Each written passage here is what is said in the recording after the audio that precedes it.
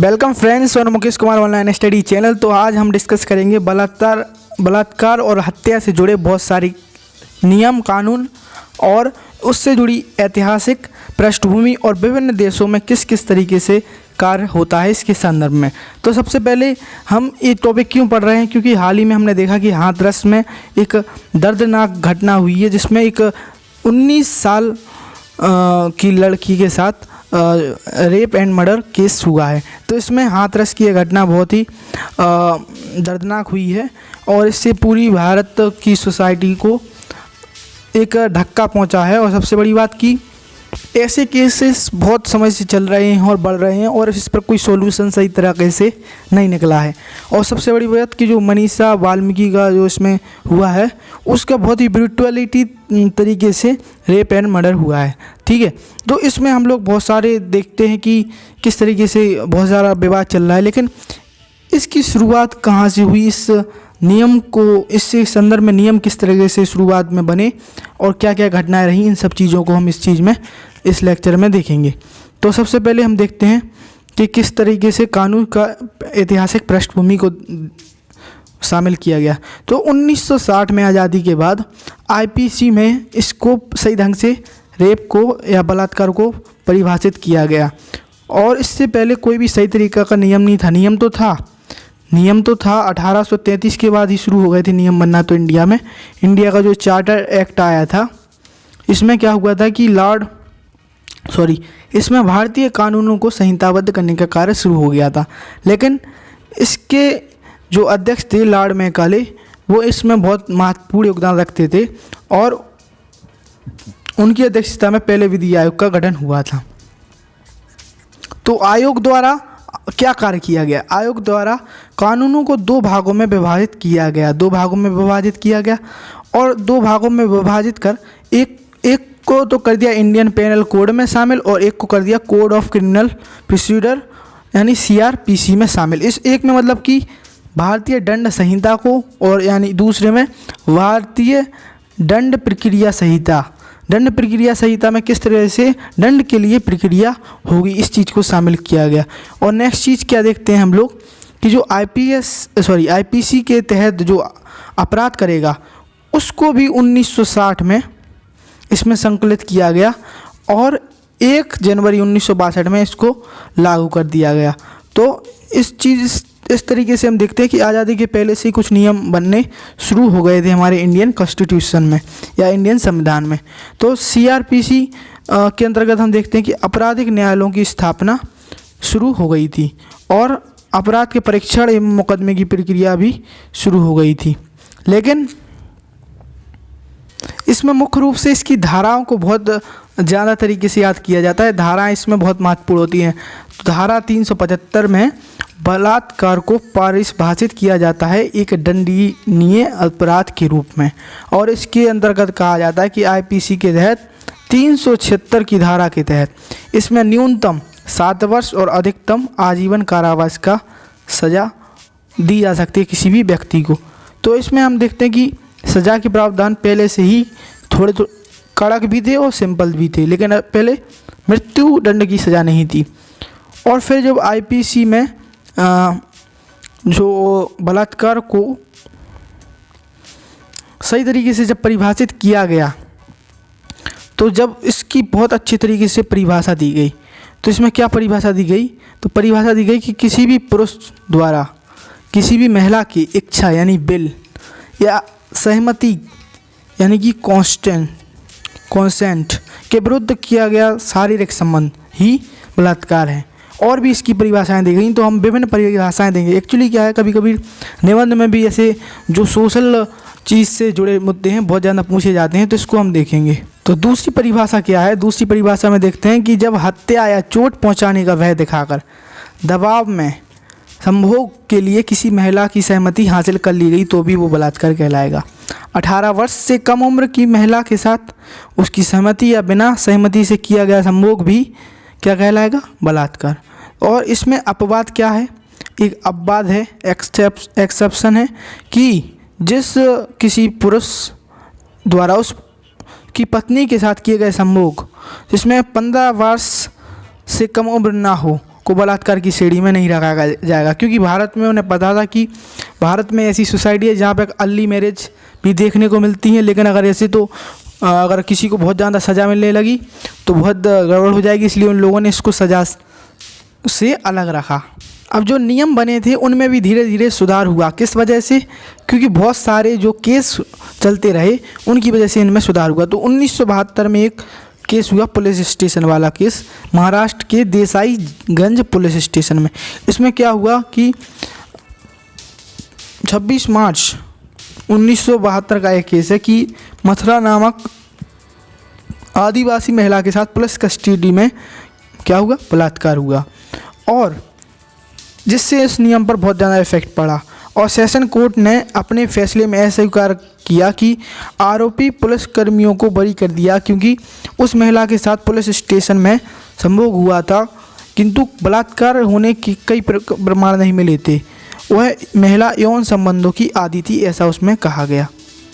हालांकि session court में यह फैसला विपरीत लिया गया और विपरीत उच्च न्यायालय के न्यायालय ने आरोपियों को बरी होने के निर्णय को वापस ले लिया। इसके बाद फिर सुप्रीम कोर्ट ने फिर उच्च न्यायालय को फैसला को बदल दिया और इस मामले में कोई बलात्कार के प्रमाण स्पष्ट नहीं हुए।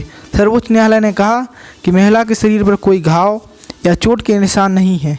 इसका अर्थ है कि तथाकथित संबंध उसकी मर्जी से स्थापित किए गए थे। तो इस तरीके से इस पर एक बहुत बड़ा विवाद हो गया कि यहाँ पे तो चोट और घाव के निशान नहीं मिले। तो इस तरीके से इसमें अब आपराधिक कानून में संशोधन किया गया। तो क्या संशोधन हुआ? मथुरा मामले में देश में बलात्कार से संबंधित कानून में तत्काल बदलाव को लेकर लोगों ने मांग तेज कर दी। प्रत्युत्तर आपराधिक कानून दूसरा संशोधन था ये अधिनियम 1983 criminal law second amendment act of 1983 लागू किया गया। इसमें 228 ये धारा जोड़ी गई आईपीसी में। इसमें कहा गया कि बलात्कार जैसे कुछ अपराधों में पीड़िता की पहचान गुप्त रखी जाएगी, ऐसा न करने पर दंड का प्रावधान दिया जाएगा। तो इस तरीके से इसमें सुधार होने शुरू हो।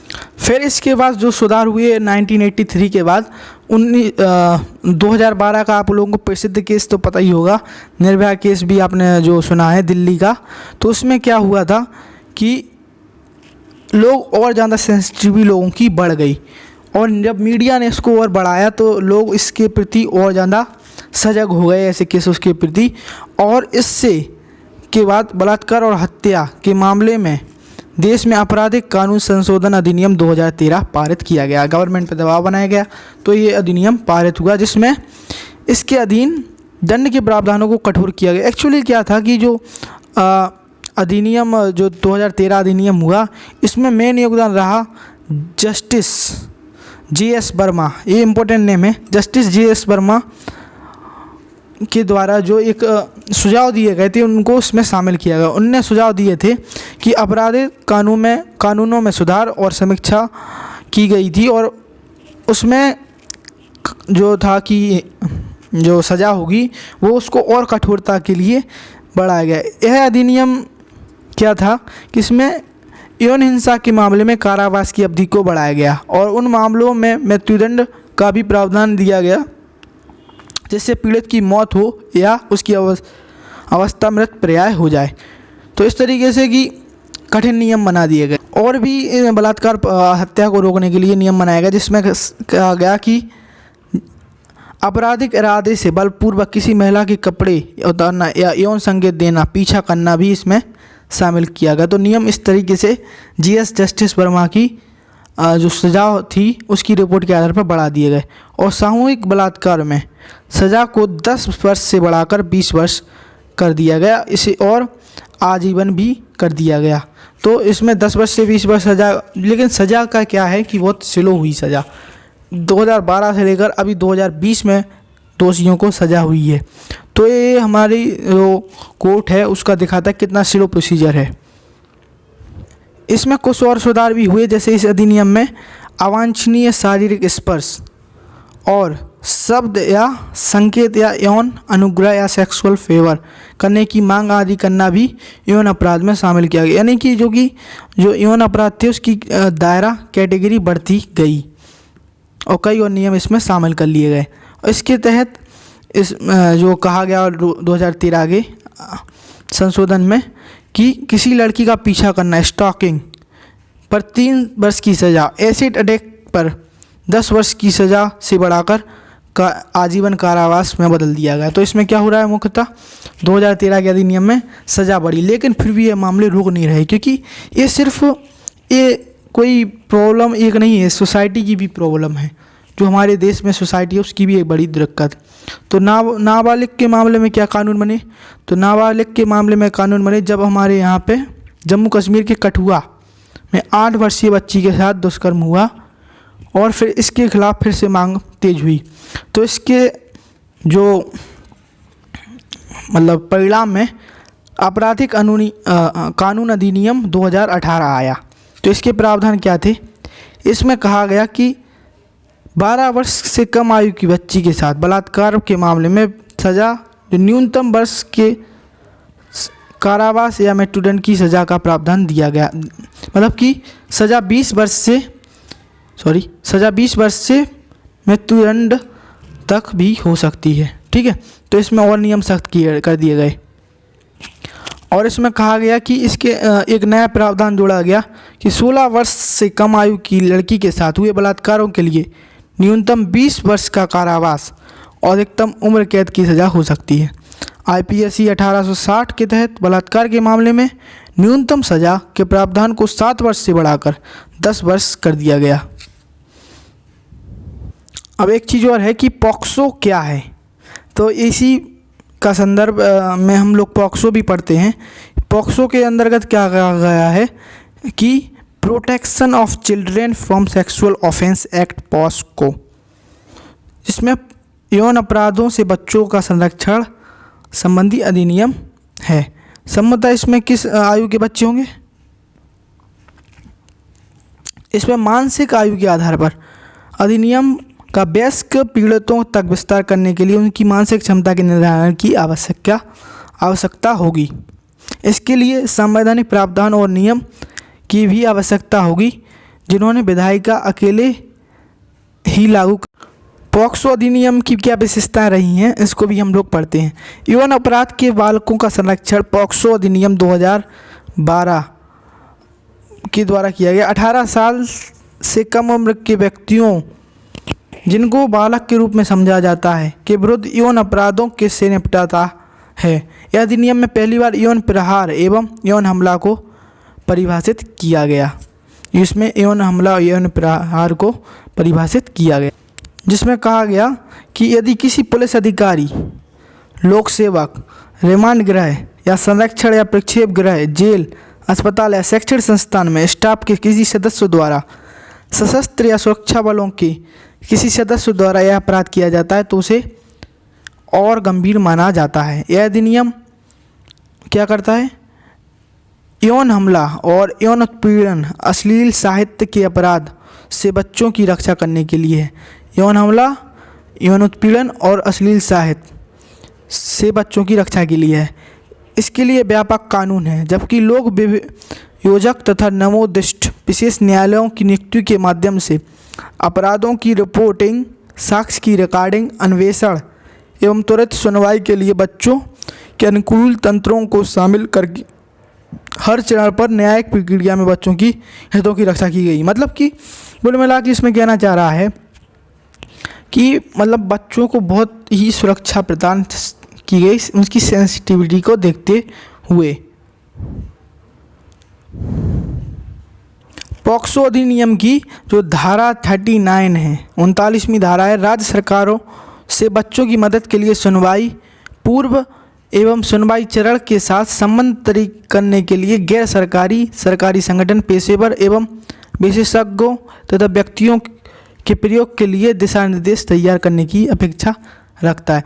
इसका अधिनियम का मुख्य उद्देश्य क्या रहा, तो वो आपको पता होना चाहिए। इस अधिनियम का मुख्य उद्देश्य क्या था, यौन उत्पीड़न से सुरक्षा और बचाव संबंधी बच्चों के अधिकार को सुनिश्चित करना। यौन गतिविधि के लिए लालच या दबाव के प्रति बच्चों को ही सुरक्षा करना। और नेक्स्ट क्या था, बच्चों की वेश्यावृत्ति और अश्लील चित्रण के लिए उत्पीड़ित करने से बचाना। और बच्चों के हितों, नेक्स्ट क्या है, बच्चों के हितों के लिए ऐसी मामले में गवाही को दर्ज करने और मामले की जांच, मुकदमा चलाने और उसकी रिकॉर्डिंग के दौरान कानून सुरक्षा प्रदान करना इसका उद्देश्य रहा। और इसमें एक चीज़ और है, संवेदनशील मुकदमे जल्द तय करने के लिए विशेष न्यायालयों का गठन किया गया। तो इससे मतलब कानूनों को और कठोर किया गया था पॉक्सो में, और बच्चों के मामले में अधिकार थे, मुख्यतः प्रोटेक्शन ऑफ चिल्ड्रेन इसमें शामिल था। दोस्तों एक नोटिस करने वाली बात यह है कि जो इसमें पॉक्सो में जहाँ था, यहाँ पे बच्चों के जो प्रति जो यौन अपराध थे उसमें बलात्कार का ना कर यौन हिंसा, यौन आक्रमण का शब्द का उपयोग किया है। तो इसलिए किया है क्योंकि ये जेंडर बेस्ड नहीं है, दोनों जेंडर के प्रति यह कार्य हो सकता है। तो बच्चों के प्रति हिंसा का प्रश्न लिंग आधारित नहीं है, ठीक है। और इसकी बहुत विस्तृत परिभाषा है जिसके तहत गैर शीलभंग क्रिया सहित मुख, गुदा, योनि, गुदा और शरीर के अन्य छिद्रों में भी किसी भी वस्तु का जबरन प्रवेश संबंधी चीज़ों को अपराध की श्रेणी में रखा जाएगा, ठीक है। और इसमें सबसे बड़ी चीज़ है कि यदि पीड़िता को गंभीर चोट पहुँचे और अपराध किसी अधिकार संपन्न व्यक्ति द्वारा किया जाता है, तब इन अपराधों को गंभीर अपराध की श्रेणी में रखा जाता है, ठीक है। तो ये चीज़ें पॉक्सो एक्ट से जुड़ी हुई हैं जो बहुत समझने वाली हैं। और इसमें सबसे बड़ी चीज़ कि आपको ये पता होना चाहिए, क्योंकि बहुत इंपॉर्टेंट है पॉक्सो एक्ट, क्योंकि अभी अभी इससे जुड़े मामले सामने आए हैं। अब देखते हैं कि इस संबंध में बहुत सारे राज्यों ने कानून बनाए हैं, तो ये तो ज़्यादा इम्पोर्टेंट नहीं है। तो बहुत स्टेटों ने बनाए हैं, हरियाणा, राजस्थान, उत्तर प्रदेश और भी कई स्टेट हैं। तो इस तरीके से हम लोग इतना ही रखते हैं इसमें कि हमने इसमें क्या देखा कि भारत में जो बलात्कार या यौन अपराध से संबंधित हैं कौन कौन से कानून हैं, वो किस तरीके से डिफाइंड हैं। तो इस तरीके से थैंक यू। इस लेक्चर में इतना ही, बाय। अगर आपको लेक्चर अच्छा लगा हो तो लाइक करें, शेयर करें और सब्सक्राइब करें। Thank you, bye.